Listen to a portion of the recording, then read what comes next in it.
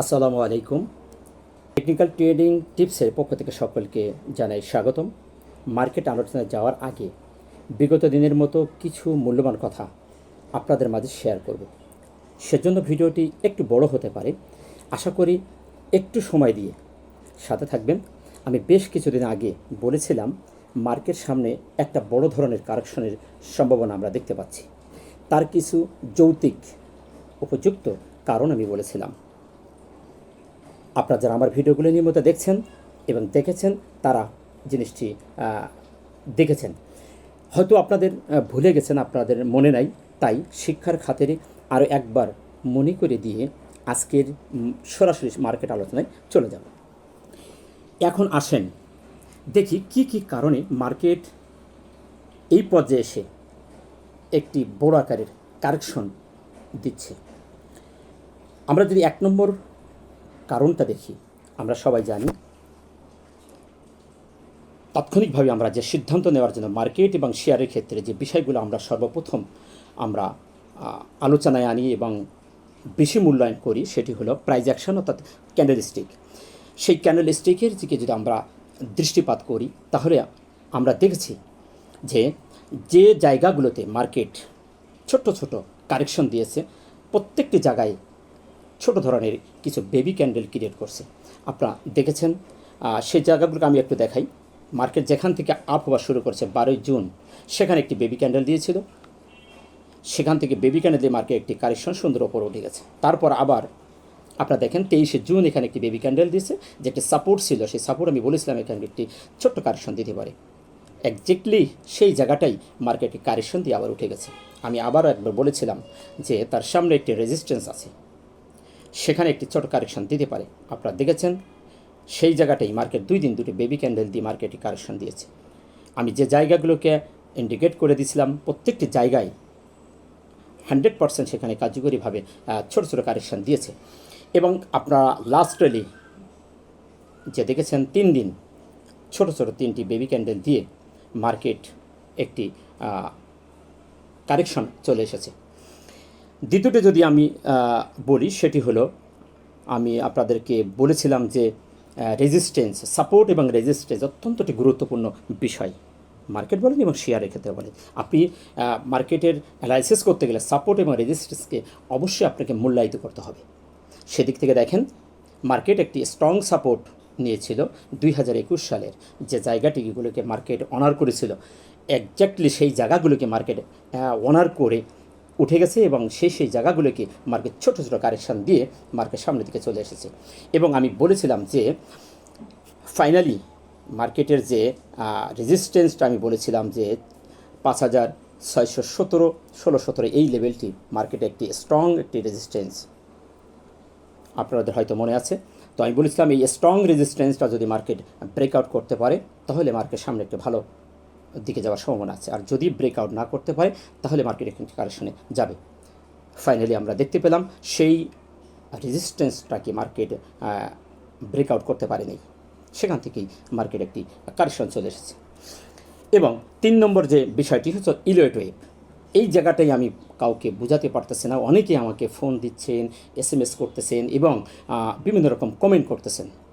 আমি বলেছিলাম যে ইলিয়ট ওয়েভের যে 5টি ওয়েভ আছে, এই 5টি ওয়েভের প্রথম ওয়েভটি হলো ইম্পালসিভ ওয়েভ, এবং ইম্পালসিভ ওয়েভের ভিতরে বেশ কয়েকটি তরঙ্গ থাকতে পারে। সেখানে 5টি তরঙ্গের কথা আমি বলেছিলাম। আপনারা দেখেন মার্কেট যেখান থেকে আপ হয়েছে সেখান থেকে খুবই সুন্দরভাবে সেই 5টি তরঙ্গ সে ফলো করছে। এবং আমি বলেছিলাম এই 5টি তরঙ্গের যখন মুভ করছে, আমি বলেছিলাম যে 5ম নম্বর তরঙ্গে যখন চলে এসেছে আমাদের এখনই সতর্কতা হতে হবে। আপনারা দেখেন একজ্যাক্টলি সেই জায়গাটাই সাপোর্ট ভেঙে রেজিস্ট্যান্স সে অনার করছে এবং 5 নম্বর যে তরঙ্গের সেখানে সে অনার করে একটি মার্কেট কারেকশন দিয়েছে। এই জায়গাগুলোকে আমি বারবার আপনাদেরকে সতর্ক করে বলেছিলাম। এখন সে বোলিঙ্গার ব্যান্ডের ব্যাপারটি আমি বলেছিলাম আপার ব্যান্ড, মিডল ব্যান্ড এবং লোয়ার ব্যান্ড একটি সাপোর্ট রেজিস্ট্যান্স হিসাবে কাজ করে। তার প্রমাণ আপনারা দেখেছেন, মার্কেট বেশ কিছুদিন তার বোলিঙ্গার ব্যান্ডকে ধরে ধরে আপ হচ্ছিল। আমি বলেছিলাম যে এই বোলিঙ্গার ব্যান্ডকে যখনই সে ছেড়ে যাবে তখন সে একটা কারেকশন দেবেই।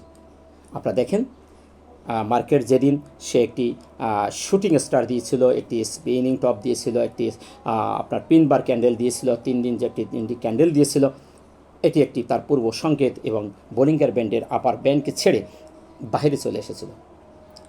রেজিস্ট্যান্স অনার করছে, দেন সে মার্কেট চলে এসেছে এবং আমরা লাস্ট রেলে দেখতে পাচ্ছি সে তার যে সাপোর্টটা ছিল সেটাও আজকে ভেঙে সেদিন শেষ করছে।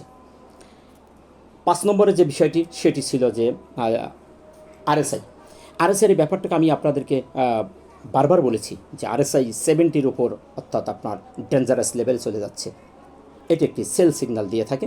আরএসআই 30-এর নিচের বাই সিগন্যাল আর 70-এর উপরে এটি সেল সিগন্যাল। তা আপনারা দেখেছেন আরএসআই বেশ কিছুদিন 3 দিন একই জায়গায় 69 এই জায়গাটি বেশ কিছুদিন আগে একটা সাপোর্ট নিয়ে একটা ওখান থেকে সে অনার করে সে ব্যাগে ফিরে এসেছিল। সেই লেভেলটাকে সে আবার অনার করে এখানে 2-3 দিন ঘোরাঘুরি করে 70 অন উঠে গেছিলো। আমি বলেছিলাম জায়গাটা অত্যন্ত সেন্সিটিভ জায়গা, এখান থেকে মার্কেট যে সময় সে ফিরে আসতে পারে এবং সামনের দিকে যেতে পারে। তো সামনের দিকে যাওয়ার যে সম্ভাবনাটা খুবই রিয়ার, আমি বলেছিলাম পড়ে যাওয়ার সম্ভাবনাটাই বেশি। আপনার দিন শেষে দেখতে পেয়েছেন মার্কেট সেই জায়গাটা অনার করে চলে এসেছে। যাই হোক, এই বিষয়গুলো হয়তো অনেকেই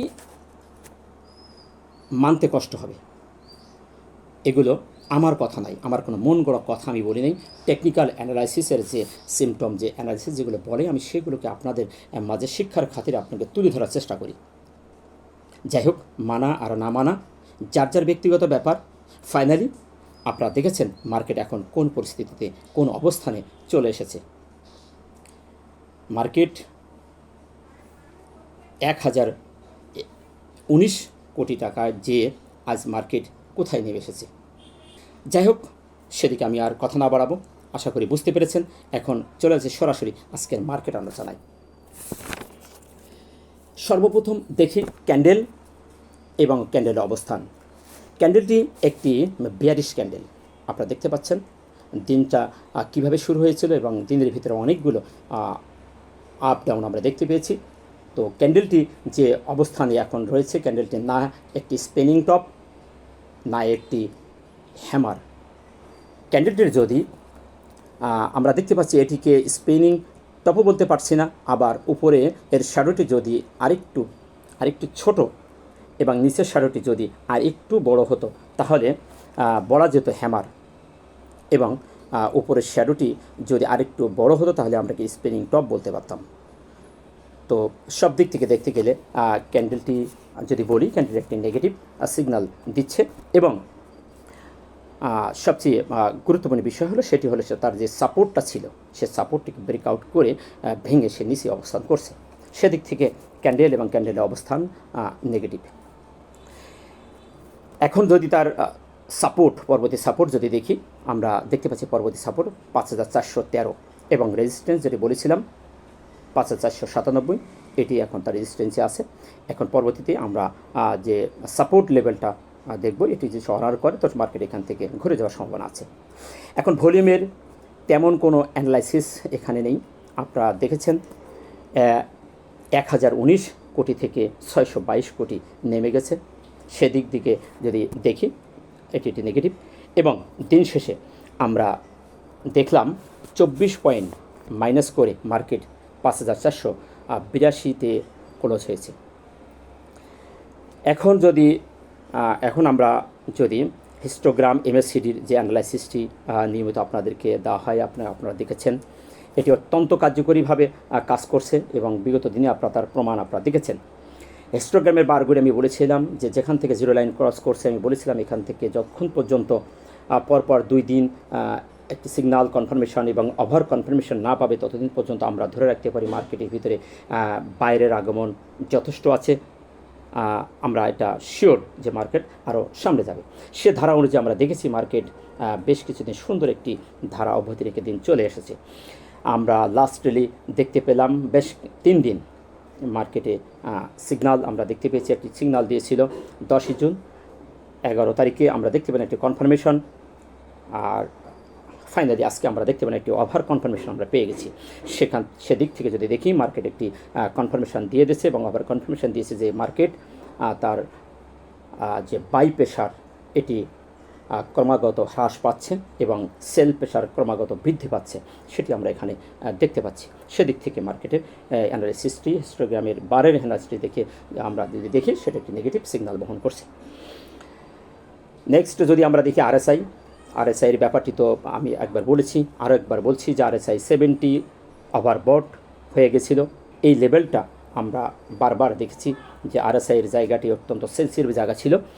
তো সেখান থেকে মার্কেট একটা সুন্দরভাবে সামনের দিকে যাওয়ার একটা মুভমেন্ট দিয়ে মার্কেট এখান থেকে আবার ফল ডাউন হয়ে গেছে। এখন এটা কত দূরে যায় এটাই এখন দেখার বিষয়। আমি এই জন্য এই জায়গাটাকে অত্যন্তভাবে আপনাদের বলেছিলাম যে 70-র উপরে মার্কেট 69 এই জায়গাটি একবার সে অনার করে সে এখান থেকে ফিরে এসেছে। তো এখানে যখন 2 দিন সে ঘোরাঘুরি করছে, সুতরাং একটি সন্দেহভাজন 71 উঠে গেছিলো। আমি বলছিলাম জায়গাটা অত্যন্ত সেন্সিটিভ, তাই এই জায়গাগুলোকে আমাদের বেশি থেকে বেশি সতর্কতা অবলম্বন করতে হবে। তারই ধারা অনুযায়ী আপনারা দেখেছেন মার্কেট সেই 71 উঠে যেয়ে মার্কেট চলে এসেছে। আজ আমরা দেখতে পাচ্ছি মার্কেট 58। তার মানে আমরা কোথায় 71, সেখান থেকে আরএসআই নেমে এসেছে 58। তবে এখান থেকে মার্কেট আরএসআইয়ের দিক থেকে আরএসআই নিচে নামার অনেক জায়গা আছে, আবার এখান থেকে উপরে ওঠার অনেক জায়গা এখানে রয়ে গেছে। তো সেদিক থেকে আরএসআইয়ের এখানে তেমন কোনো অ্যানালিসিস নাই, যেহেতু সে একটা বড় একটা ইম্পর্টেন্ট একটি বাধাকে অনার করে নেমে এসেছে। তাই আমাদের দেখার বিষয় এখান থেকে আরএসআই কোথায় সে সাপোর্ট নিয়ে আবার ইউটার্ন নিয়ে সামনের দিকে যায়। আশা করি মার্কেট সম্পর্কে এই সংক্ষিপ্ত অ্যানালাইসিস আপনারা বুঝতে পেরেছেন। এই বিষয়গুলোকে যদি আপনি আপনার হাতে থাকা শেয়ারের ক্ষেত্রে প্রয়োগ করতেন এবং জায়গাগুলো যদি আপনি মনোযোগ সহকারে এই দিক নির্দেশনাগুলো যদি আপনি ক্রিয়েট করতেন, ফলো করতেন, আমার মনে হয় আপনি আপনার লস থেকে 30% অর্থাৎ 30, 40, 50% লস আপনি কাভার করে আজ আপনি টেনশন মুক্তভাবে থাকতে পারতেন। আসসালামু আলাইকুম।